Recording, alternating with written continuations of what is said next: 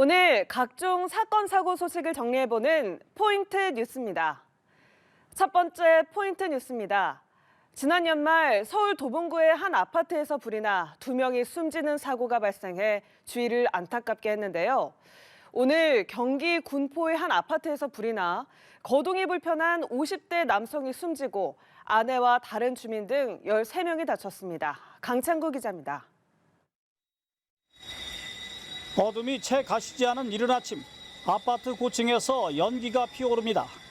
경기 군포시의 한 아파트에서 불이 난 건데 시커먼 연기가 아파트 꼭대기까지 퍼지고 있습니다.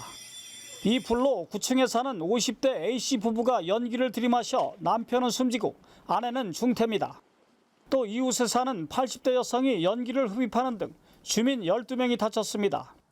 화재 당시 집안에는 A씨 부부와 10대 손녀 등 3명이 있었는데 아내와 손녀는 탈출한 반면 거동이 불편한 A씨는 미처 빠져나오지 못한 것으로 전해졌습니다. 불이 난 아파트 9층부터 15층까지 연기에 시커멓게 그을렸습니다. 다행히 불길이 위층으로 옮겨 붙지는 않았습니다. 평상시 입던 것만 얼른 걸치고 막 가방만 미고 막 나오느라고 했는데 연기가 꽉 차갖고 어떻게 할 수 없어 수건을 이게 대고 연기가 앞으로 복도 쪽으로 막 꽉 차갖고 나도 아차해서 쓰러질 뻔했어.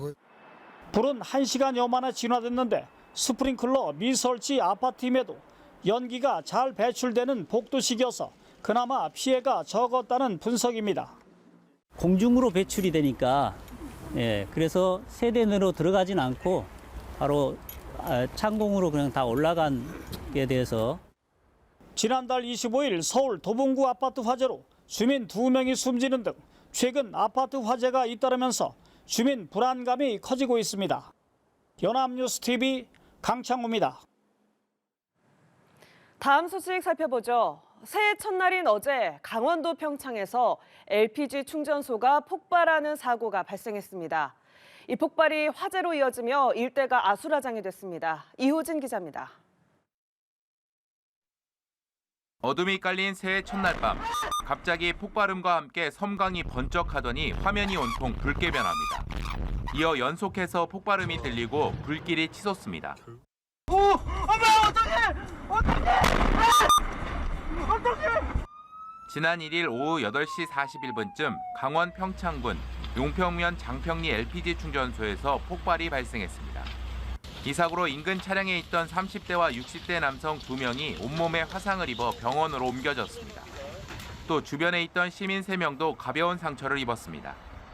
터진 거 보니까 와 순간적으로 어떻게밖에 안 나오더라고요. 처음에 빵 한 번 터지고 연달아서 계속 빠바방 하고 터졌거든요. 가스 저 LPG 가스 통 있잖아요. 쬐깐한 거 그런 거 터지는 소리 나고 일단 도망가고. 폭발 직전 촬영된 영상을 보면 이미 바닥에 가스로 추정되는 기체가 깔려있는 모습이 보입니다. 경찰과 소방당국은 가스 누출이 이뤄지고 첫 폭발 이후 누출된 가스에 의해 연쇄적으로 폭발이 이뤄졌을 가능성이 있는 것으로 보고 있습니다. 다행히 화재는 발생 4시간여 만에 완전히 진화됐습니다. 하지만 가스 충전소 반경 300m 이내는 폭격을 맞은 듯 아수라장이 됐습니다. 주차돼 있던 차량들은 완전히 녹아 뼈대만 앙상이 남았고 주변 건물들도 폭발해 부서지고 불길에 녹아내리기까지 했습니다. 소방당국은 화재로 인해 주택 등 건축물 14동과 차량 14대가 피해를 본 것으로 집계했습니다. 이재민도 25명 발생해 인근 마을회관 등에 머물고 있습니다. 경찰과 소방당국은 합동감식을 진행하는 등 사고 원인 조사에 착수했습니다. 연합뉴스TV 이호진입니다. 다음 포인트 뉴스입니다. 지난해 7월 서울 서희초등학교에서 벌어진 교사 사망 사건은 교권 보호 운동의 계기가 됐죠. 하지만 넉 달간의 경찰 수사는 무혐의로 종결됐고 해당 학부모는 의혹을 제기한 누리꾼들을 무더기로 고소했습니다. 교사들은 재수사를 촉구하며 릴레이 1인 시위에 들어갔습니다. 해가 바뀌었지만 서희초 사건은 여전히 진행형입니다. 방준혁 기자입니다. 지난해 7월 새내기 담임교사가 학교 안에서 스스로 목숨을 끊은 서울 서희초등학교 사건. 숨진 교사가 학부모들의 악성 민원에 시달렸다는 의혹이 제기됐습니다.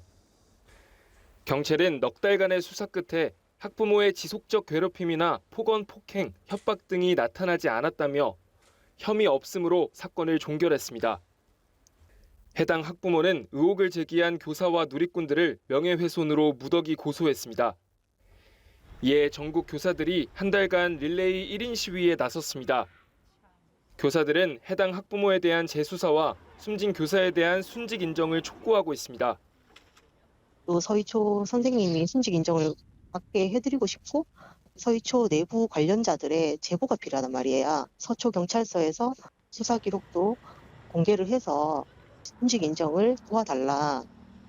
앞서 경찰은 사생활 보호 등을 이유로 유족 측이 정보 공개를 요구한 수사 자료 일부를 비공개했습니다.